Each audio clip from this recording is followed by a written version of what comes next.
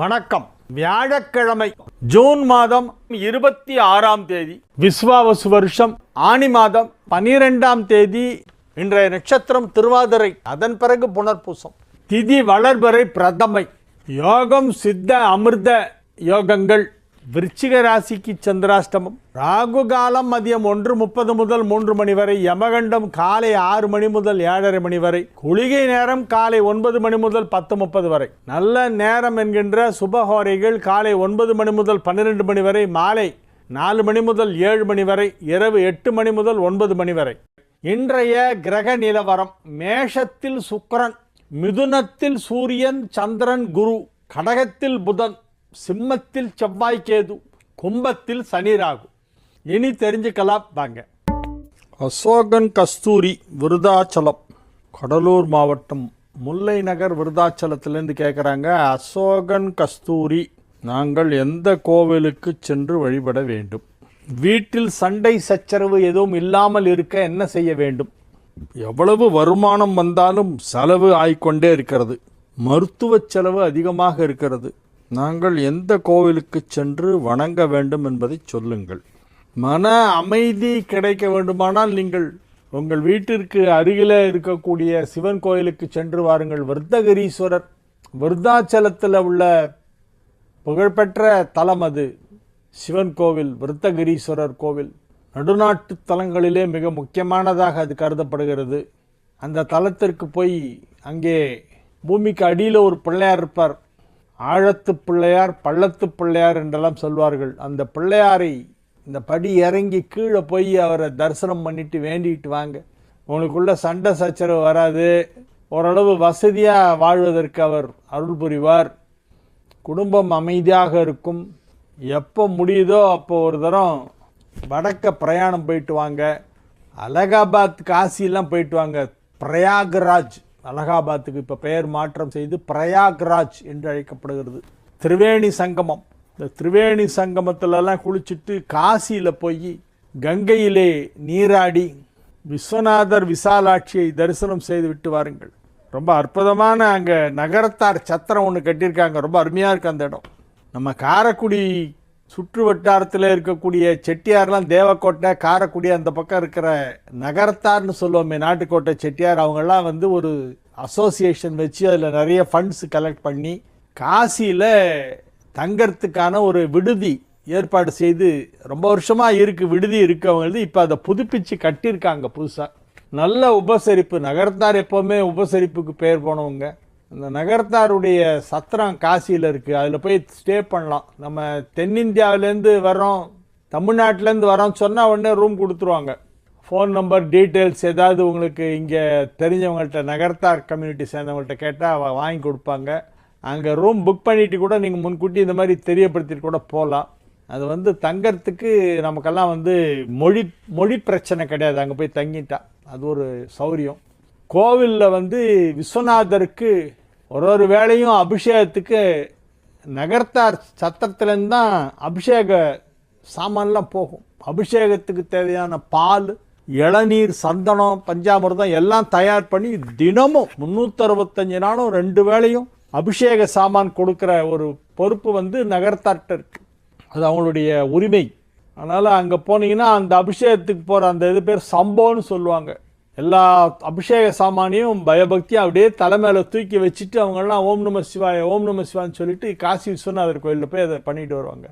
அந்த சம்பவம் போகும்போது சேர்ந்து நம்மளும் அப்படியே உள்ளே போயிடலாம். அதனால் முடிஞ்சப்போ நீங்கள் வடநாட்டு யாத்திரை போகிறதுக்கு உங்களுக்கு டைம் கிடச்சுன்னா காசிக்கு போயிட்டு வாங்க. காசியில் வெயில் ரொம்ப கடுமையாக இருக்கும். சம்மர்லேயும் போகக்கூடாது, வின்டர்லேயும் போகக்கூடாது. ரெண்டத்துக்கும் நடுவில் தான் போகணும். வின்டரில் போனீங்கன்னா குளிர். எப்போ அது ஜனவரிலாம், டிசம்பர் 10 தேதியிலேருந்து ஜனவரி 20 தேதி வரைக்கும் குளிர் சிவியராக இருக்கும்.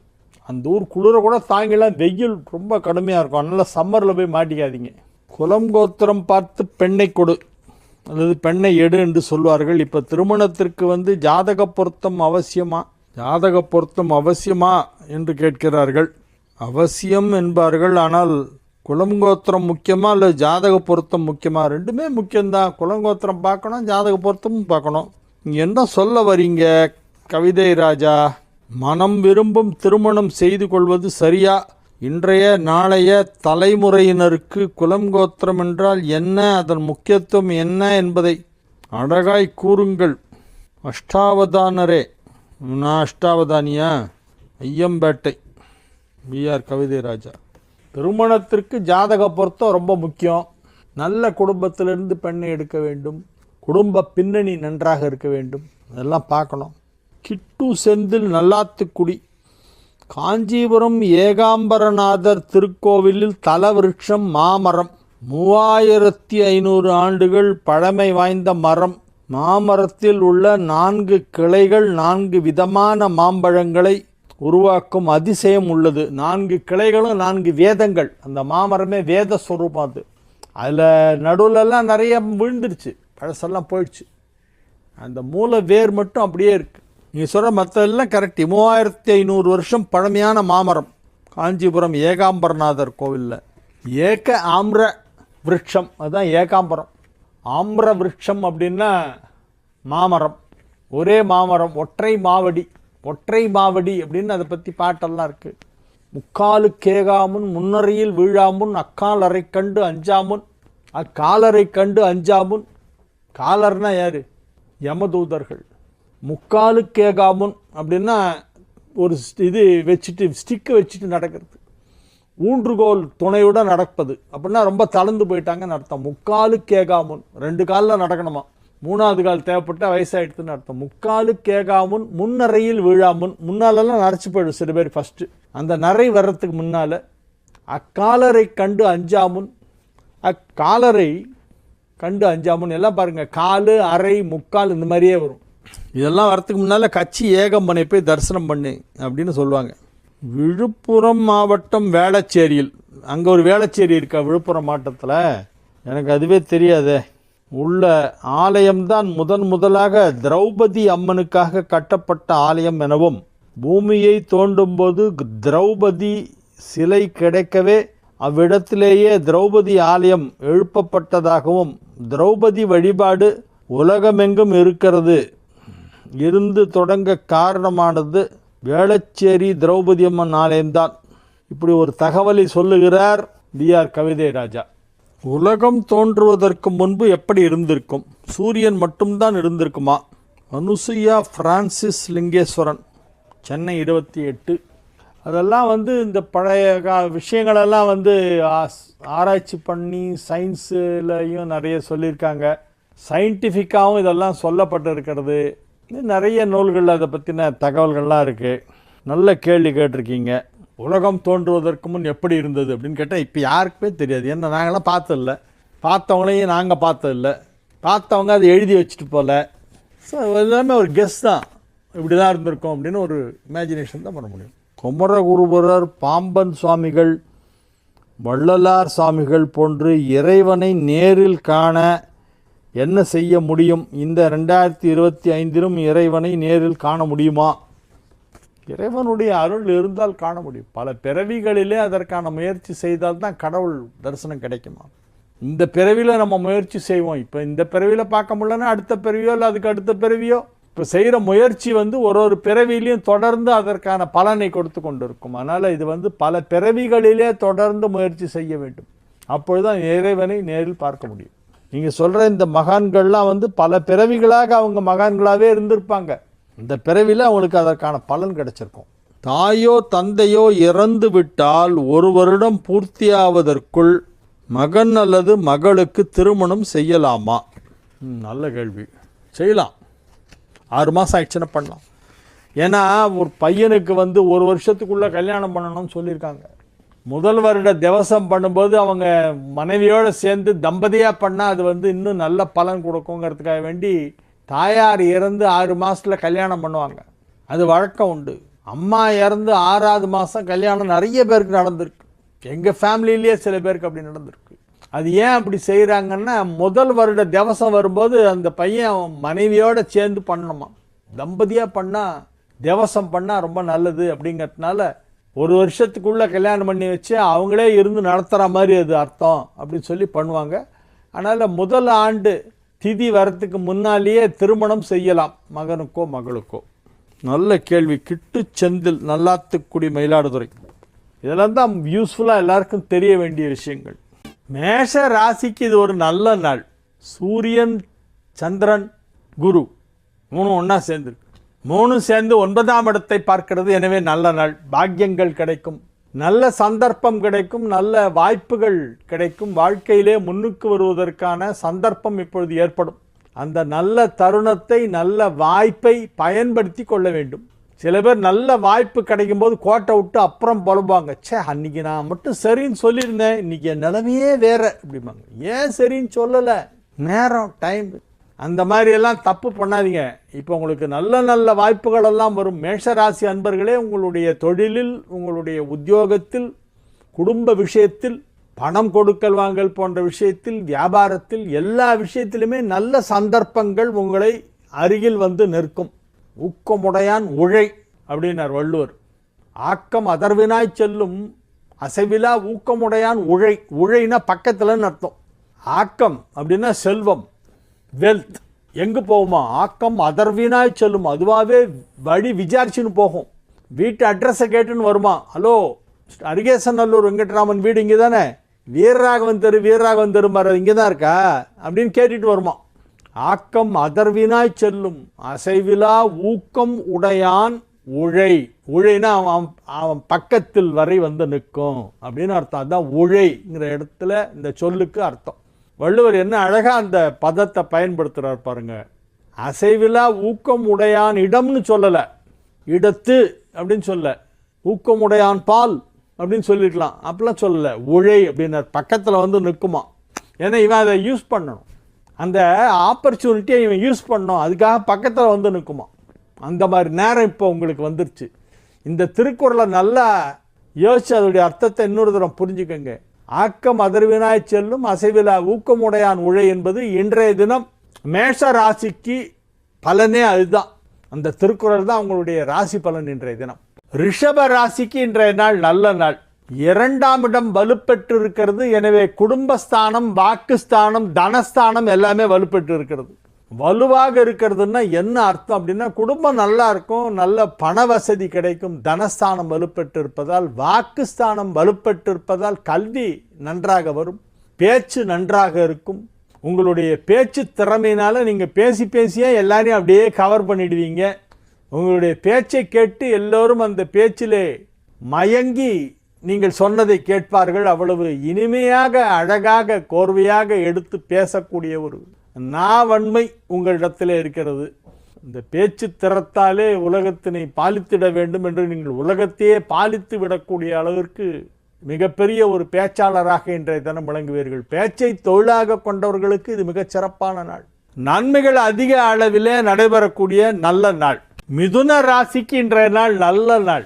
வலுவான நிலையிலே கிரகங்கள் எல்லாம் அமைந்திருக்கின்றன. ராசி அதிபதி புதன் ராசியிலே இருந்து 2ஆம் இடமான கடகத்திலே இருக்கிறது. 2ஆம் இடத்திலே ராசி அதிபதி அமர்ந்து கொண்டிருப்பதோடு மட்டுமின்றி அந்த 2 குடைவனும் பரிவர்த்தனை பெற்றிருக்கிறது. புதன் வீட்டில் சந்திரன், சந்திரன் வீட்டில் புதன் என இடமாற்றம் பெற்றிருப்பதால் இதற்கு பரிவர்த்தனா யோகம் என்று பெயர். ஒரு கிரகத்தின் வீட்டிலே மற்றொரு கிரகமும் அதன் வீட்டிலே இதுவுமாக மாறி இருந்தால், இடமாற்றம் பெற்றிருந்தால் அதற்கு பரிவர்த்தனை என்று பெயர். Inter exchange of houses. அந்த ஒரு அமைப்பிலே புதனுடைய வீடான மிதுனத்தில் சந்திரன் இருக்கிறது, சந்திரனுடைய வீடான கடகத்தில் புதன் இருக்கிறது. எனவே இன்றைய நாள் மிதுனத்திற்கும் நல்ல நாள், கடகத்திற்கும் நல்ல நாள். மிதுன ராசி அன்பர்களுக்கு இப்பொழுது தொழிலிலே பெரிய வளர்ச்சி ஏற்படும். 10 குடையவன் ராசியிலே வந்து ராசி அதிபதியோடும் சந்திரனோடும் நல்லிணக்கமாக இருக்கிறது. ராசி அதிபதியோடு சேர்ந்து இல்லையே ஒழிய அதன் வீட்டிலே அமர்ந்து கொண்டு நன்மை செய்து கொண்டு இருக்கிறது. குருச்சந்திரன் சேர்க்கை ஏற்பட்டு இருக்கிறது, அது ஒரு பெரிய யோகம். எனவே மிதுனத்திற்கு இந்த நாள் நல்ல நாள், மகிழ்ச்சியான நாள், வெற்றிகரமான நாள், வியாபார வளர்ச்சி ஏற்படுகின்ற நாள், பொருளாதாரத்திலே நல்ல முன்னேற்றம் ஏற்படுகின்ற நாள். திருமண வயதில் உள்ள மிதுன ராசியினருக்கெல்லாம் இப்பொழுது திருமணம் தேதி முடிவு செய்யப்படும். கடக ராசிக்கு இன்றைய நாள் மிகச் சிறப்பான நாள். தாய் மாமாவால் யோகம். என் மாம ஒரு மல்லிகப்பு கொடுத்தான் அப்படின்னு பாட்டெல்லாம் பாடுவீங்க. மகிழ்ச்சியான நல்ல நிகழ்ச்சிகளிலே கலந்து கொள்ளக்கூடிய நாளாக இந்த நாள் விளங்கும். உற்றார் உறவினர்கள் நண்பர்கள் பலரையும் சந்தித்து அவர்களோடு கலகலப்பாக சிரித்து மனம் விட்டு பேசக்கூடிய வாய்ப்பு இன்று உருவாகும். உங்கள் இல்லத்திலே சுப நிகழ்ச்சி நடைபெறும். இல்லம் கோலாகலமாக விழா கோலம் போன்றிருக்கும். மகிழ்ச்சியான நல்ல நிகழ்ச்சிகளிலே கலந்து கொள்வதால் மனதிலே ஒரு உற்சாகம் ஏற்படும், சந்தோஷம் ஏற்படும். வியாபாரிகளுக்கு இது ஒரு மிகப்பெரிய யோகத்தை அளிக்கக்கூடிய ஒரு நாளாக விளங்குகிறது. பொருளாதார ரீதியான வளர்ச்சி சற்று அதிகமாக இருக்கும். எனவே நன்மைகள் நடைபெறக்கூடிய நல்ல நாள். சிம்ம ராசிக்கு இன்றைய நாள் மிக மிக அற்புதமான நாள். சிம்ம ராசி அன்பர்கள் இன்றைய தினம் மிகுந்த மகிழ்ச்சியுடன் காணப்படுவார்கள். ராசிக்கு 11ஆம் இடத்திலே சூரியன் சந்திரன் குரு ஆகிய கிரகங்கள் இணைந்திருப்பது மிகப்பெரிய யோகம். 11ஆம் இடத்திலே சூரியன் இருக்கும் பொழுது எதை செய்தாலும் நல்லதுதான். இந்த மாதம் ஃபுல்லாகவே சிம்ம ராசிக்கு நல்லா இருக்கு. இந்த ஆணி மாதத்தில் எதாவது பண்ணுறதா இருந்தால் பண்ணுங்க. பெரிய விஷயங்களெல்லாம் இப்போ ஆரம்பிச்சிங்கன்னா வெற்றி பெறும். ஆணி தான் சிம்மத்துக்கு ரொம்ப நல்ல மாதம். ஏன்னா 11ஆம் இடத்தில் சூரியன் இருக்கும். அது ஒரு மாதத்தில் மட்டும்தான். அழகாக பிளான் பண்ணி பண்ணுங்கள். இந்த ஆணி மாதத்தில் நீங்கள் ஏதாவது ஒரு விஷயத்தில் இறங்குனீங்கன்னா அதை வெற்றிகரமாக முடிச்சுட்டு தான் மேலே வருவீங்க. வெற்றிகரமாக உங்கள் பணிகளெல்லாம் முடியக்கூடிய நல்ல நேரம் வந்திருக்கிறது. எதை செய்தாலும் அதில் வெற்றி நிச்சயம். இன்று துவக்கம் செய்யுங்கள். இன்றைய நாள் சிம்ம ராசிக்கு நன்மைகள் நடைபெறக்கூடிய நல்ல நாள். 11ஆம் இடத்திலே சூரியன் சந்திரன் குரு சேர்க்கை. எனவே இது ஒரு மிகச் சிறப்பான நல்ல நாள். புதன் சந்திரன் பரிவர்த்தனை ஏற்பட்டிருப்பதால் புதனும் வலுவாகத்தான் இருக்கிறது. எனவே நல்ல நாள். கன்னி ராசிக்கு இன்றைய நாள் மிக மிக அற்புதமான நன்மைகள் எல்லாம் நடைபெறப் போகின்றன. 8ஆம் இடத்திலே சுக்கிரன் இருப்பதால் குடும்ப வாழ்க்கை நன்றாக இருக்கும். 10ஆம் இடத்திலே சூரியன் சந்திரன் குரு இணைந்திருப்பதால் தொழில் வளர்ச்சி நன்றாக இருக்கும். எடுத்த காரியம் வெற்றிகரமாக நடந்து முடியும். நினைத்ததையெல்லாம் நினைத்தபடியே செய்து விடுவீர்கள். அத்தகைய ஆற்றல் உங்களுக்குள் இருக்கும். ஆற்றலும் இறையருளும் ஒன்றாக சேர்ந்தால் வெற்றி கிடைக்கும். இப்போ வெற்றி எப்படி கிடைக்கும்? ஒரு செயலில் ஈடுபடும் பொழுது எப்படி வெற்றி கிடைக்கும் அப்படின்னா, திறமையும் கடவுளுடைய ஆசியும் ஒன்றா சேரணும். திறமையும் இருக்கணும், கடவுளுடைய அனுகிரகமும் இருக்கணும். அப்போ தான் அது வெற்றியில் போய் முடியும். இப்பொழுது அத்தகைய ஒரு நேரம் வந்திருக்கிறது. உங்கள் திறமைகள் வெளிப்படுகின்ற நல்ல நேரம். உங்கள் திறமைகளை வெளிப்படுத்துவதற்கு ஏற்ற சந்தர்ப்பங்களை இறைவன் உருவாக்கி தருவான். இறையருளால் நீங்கள் எடுத்த காரியம் வெற்றி பெறும். எனவே இது ஒரு நல்ல நாள், மகிழ்ச்சியான நாள். இல்வாழ்க்கை நல்வாழ்க்கையாக இருக்கும். திருமண முயற்சியிலே இறங்கினால் திருமணம் இப்பொழுது வெகு விரைவில் நிச்சயிக்கப்படும். வியாபாரத்தில் நல்ல வளர்ச்சி ஏற்படும். பொருளாதாரத்திலே நல்ல முன்னேற்றம் ஏற்படும். 2ஆம் இடமான தனஸ்தானத்தை 2 குடையவன் பார்க்கிறது, குரு பார்க்கிறது. 2 குடையவனும் பார்க்கிறது, குருவும் பார்க்கிறது. எனவே தனஸ்தானம் வலுப்பெற்று இருக்கிறது, குடும்பஸ்தானம் வலுப்பெற்று இருக்கிறது, வாக்குஸ்தானம் வலுப்பெற்று இருக்கிறது. எனவே நன்மைகள் அதிக அளவில் நடைபெறக்கூடிய நல்ல நாள். துலா ராசிக்கு இது ஒரு மகிழ்ச்சியான நாள். துலா ராசி அன்பர்களுக்கெல்லாம் இன்னைக்கு ரொம்ப நல்லா இருக்கு. சந்தோஷமா இருப்பாங்க. ஆரோக்கியம் நல்லா இருக்கும். வியாபாரம் நல்லா நடக்கும். வருமானம் நிறைய வரும். நிறைய பணம் வரும். செல்வ செழிப்பு ஏற்படக்கூடிய நல்ல நேரமாக இந்த நேரம் விளங்குகிறது. அனைத்து விதமான நன்மைகளும் நடைபெறக்கூடிய நல்ல நாள். 2 குடையவன் 11ஆம் இடத்திலே இருக்கிறது. தனஸ்தான அதிபதி லாபஸ்தானத்திலே இருப்பதால் பொருளாதார வளர்ச்சி. ராசி அதிபதி ராசியை பார்த்து கொண்டிருக்கிறது என்பது மற்றொரு சிறப்பு. குரு ராசியை பார்க்கிறது என்பது அதை காட்டிலும் சிறப்பு. எனவே துலா ராசிக்கு நன்மைகள் அதிக அளவில் நடைபெறுகின்ற நல்ல நாள். விருச்சிக ராசிக்கு இன்னைக்கு சந்திராஷ்டமம் இருக்கு. எனவே புதிய முயற்சிகளில் இறங்க வேண்டாம். தந்தை இல்லாதவர்கள் மட்டும் முன்னோர் வழிபாடு செய்யணும், மற்றவங்க செய்யக்கூடாது, பேசாமல் இருக்கணும். தான தர்மங்கள் செய்யலாம். கோசாலைக்கு போய் அங்கே இருக்கிற பசுமாட்டுக்கெல்லாம் புல்லு கட்டு அகத்திக்கீரையெல்லாம் வாங்கி கொடுக்கலாம். இன்றைக்கி அது பண்ணுறது தான் நல்லது. தனுசு ராசிக்கு இன்றைய நாள் நன்மைகள் நடைபெறக்கூடிய நல்ல நாள். மாணவர்கள் நன்றாக படிப்பார்கள். கல்வியிலே ஆர்வம் ஏற்படும். அதிகமாக படிக்க வேண்டும் என்ற ஒரு எண்ணம் ஏற்படும். மகிழ்ச்சியான நல்ல நிகழ்ச்சிகளிலே கலந்து கொள்ளக்கூடிய வாய்ப்பு இன்று உருவாகும். ராசி அதிபதி குரு ராசியை பார்த்து கொண்டிருக்கிறது 7ஆம் இடத்திலிருந்து. எனவே மகிழ்ச்சியான நல்ல நாளாக இந்த நாள் விளங்கும். ஆரோக்கியம் நன்றாக இருக்கும். பொருளாதாரத்தில் நல்ல வளர்ச்சி ஏற்படும். பிள்ளைகளால் ஒரு சிலருக்கு செலவு அதிகமாக ஏற்படும். பசங்க பெரிய அமௌண்ட்டாக செலவு இழுத்து விட்டுருவாங்க. பண்ணி தான் ஆகணும். நம்ம பசங்க நம்ம செலவு பண்ணுறோம், அதுக்கு எதுக்கு கவலைப்படணும்? பண்ணுங்க, தைரியமாக பண்ணுங்க. உங்கள்கிட்ட இருக்குல்ல, பசங்களுக்கு தானே செலவு பண்ணுறீங்க, பண்ணுங்க. எனவே இது ஒரு நல்ல நாள். மகர ராசிக்கு இன்றைய நாள் மகிழ்ச்சியான நாள். மகர ராசி அன்பர்கள் ஆரோக்கியத்தில் மட்டும் சற்று அதிக கவனம் செலுத்த வேண்டும். வியாபாரம் நன்றாக நடைபெறும், பண வரவு அதிகமாக இருக்கும், குடும்பம் அமைதியாக இருக்கும், குடும்பத்தில் சுப நிகழ்ச்சிகள் நடைபெறும், பணம் கொடுக்கல் வாங்கல் வெகு சிறப்பாக நடைபெற்று கொண்டிருக்கும். அனைத்து விதமான நன்மைகளும் நடைபெறக்கூடிய நல்ல நாளாக விளங்குகிறது. ஆனால் ஆரோக்கியத்திலே அதிக கவனம் செலுத்த வேண்டும்.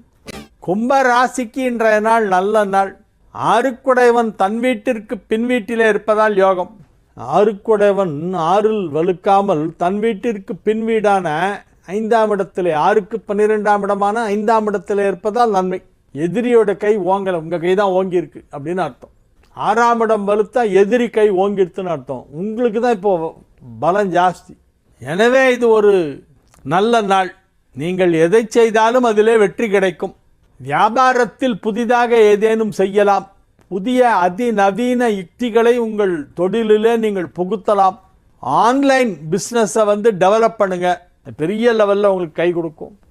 உங்களுடைய வியாபாரத்தை இப்பொழுது செய்து கொண்டிருக்கும் இந்த வியாபாரத்தை இன்னும் கூட சிறப்பாக செய்ய வேண்டுமானால் அதை ஆன்லைன் மூலமாக செய்வதற்கான டெக்னிக்கல் நோஹவ் யாராவது கொடுப்பாங்க, அதை அப்படியே இம்ப்ளிமெண்ட் பண்ணுங்கள்.